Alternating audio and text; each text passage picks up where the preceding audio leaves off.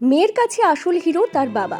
সমাজ মাধ্যমের দেওয়ালে এই উক্তি আমরা প্রায়শই দেখি, কিন্তু বাস্তব জীবনে সেই কথারই এক জীবন্ত এবং জলজ্জান্ত প্রমাণ হয়ে উঠলেন বীরভূমের বাসিন্দা অর্ধেন্দু সিংহ। দীর্ঘ 100 দিনেরও বেশি সময় পার হয়ে গিয়েছে, কিন্তু একমাত্র মেয়ের কোনো হদিশ মেলেনি। প্রশাসনের দরজায় কড়া নেড়েও যখন কাজ হয়নি, তখন মেয়ের সন্ধানে নিজেই বুক ও পিঠে প্ল্যাকার্ড ঝুলিয়ে রাস্তায় নেমে পড়েছেন এই অসহায় বাবা। গত কয়েকদিন ধরে বীরভূমের রামপুরহাট থেকে শুরু করে জেলার বিভিন্ন প্রান্তে তীব্র গরম উপেক্ষা করে এভাবেই হন্যে হয়ে ঘুরে বেড়াচ্ছেন তিনি। বুকে পিঠে ঝোলানো সেই প্ল্যাকার্ডে রয়েছে নিখোঁজ মেয়ের ছবি, গায়ের বিবরণ এবং যোগাযোগের নম্বর। পথ চলতি মানুষের কাছে একটাই আকুতি তার, আমার মাকে একটু খুঁজে দিন। আমার মেয়ে আজকে 3 মাস 3.5 মাস বেরিয়ে গেছে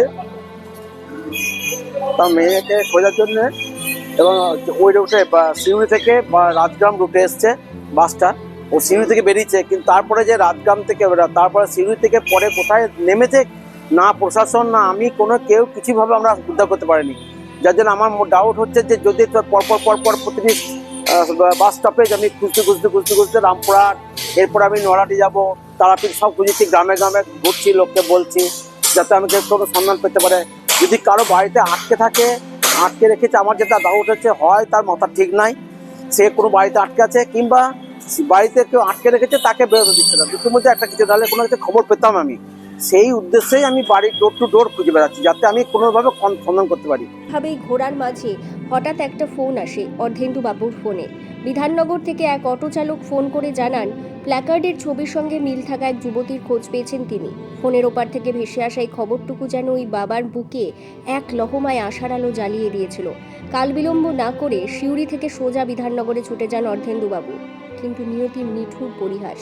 সেখানে গিয়ে তিনি দেখেন উদ্ধার হওয়া যুবতী তার মেয়ে অমৃতা নন। একরাশ অন্ধকার আর বুক ভরা নিরাশা নিয়ে আবারও চোখের জল মুছতে মুছতে বাড়ি ফিরতে হয় তাকে। পরিবার সূত্রে জানা গিয়েছে নিখোঁজ যুবতীর নাম অমৃতা সিংহ, বয়স 24 বছর। বীরভূমের সিউড়ির ডাঙ্গালপাড়ার বাসিন্দা অমৃতা ছোট থেকেই পড়াশোনায় অত্যন্ত মেধাবী ছিলেন। দুর্গাপুরের একটি বেসরকারি কলেজ থেকে ফার্মাসিস্টের পড়াশোনা শেষ করে সম্প্রতি তিনি বাড়ি ফেরেন, কিন্তু তারপর থেকেই তীব্র মানসিক অবসাদে ভুগছিলেন অমৃতা। তার উপর অসুস্থ বাবা মায়ের দেখাশোনার এক মানসিক চাপও কাজ করছিল তার উপর। এরই মাঝে গত 13ই মার্চ এক অভিশপ্ত দুপুরে কাউকে কিছু না বলে হঠাৎই বাড়ি থেকে বেরিয়ে যান অমৃতা। সঙ্গে নেননি কোনো মোবাইল ফোন বা টাকা পয়সা। সেই যে তিনি ঘর ছাড়লেন, আজ 100 দিন কেটে গেলেও তার আর কোনো খোঁজ মেলেনি। শত ব্যর্থতার নিরাশার পরেও কিন্তু হাল ছাড়তে নারাজ এই লড়াকু বাবা। অর্ধেন্দু বাবু স্পষ্ট জানিয়েছেন যতক্ষণ না তিনি তার কোল খালি করা মেয়েকে ফিরে পাচ্ছেন, ততক্ষণ তার এই খোঁজ জারি থাকবে। কোনো ক্লান্তি, কোনো বাধাই তাকে থামাতে পারবে না। আমার তো বাড়িতে বসতে হলে চলবে না, বিশেষ অবস্থা খারাপ, আমি নিজেও কিছু করতে পারছি না, আমি হার্টের পেশেন্ট, এছাড়া আমার কোনো উপায় নাই, আমি কোনো দিক দিয়ে কোনো হেল্প পাচ্ছি না। ও বেরিয়েছিল 13ই মার্চ 26-এ, হ্যাঁ শুক্রবার। ও বেরিয়ে গেছিলো, আমার শরীর খারাপ হলো, তারপরে আমার মিসেসের শরীর খারাপ হলো। এসব দেখে ওর মনের মধ্যে একটা চিন্তা হলো যে বাবার শরীর খারাপ হলে কিছু একটা ইনকাম করতে হবে, ওই ইনকাম করতে হবে এই চিন্তাধারণা নিয়ে ঘর থেকে বেরিয়ে চলে গেল। মিসেস পুজো করছিল, বাড়িতে তালা লক করে দিয়ে চলে গেছে।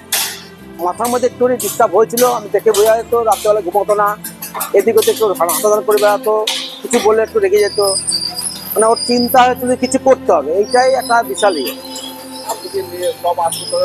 সব আত্মীয় স্বজন সব করা হয়েছে, আজকেও সকালে কথা বললাম। আমাদের সকলেরই সমাজের প্রতি কিছু দায়িত্ব থাকে।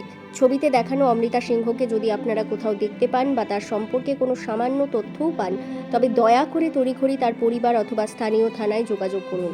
আপনার একটি সচেতন পদক্ষেপ ফিরিয়ে দিতে পারে এক বাবার মুখের হাসি, বাঁচাতে পারে একটি অসহায় পরিবারকে।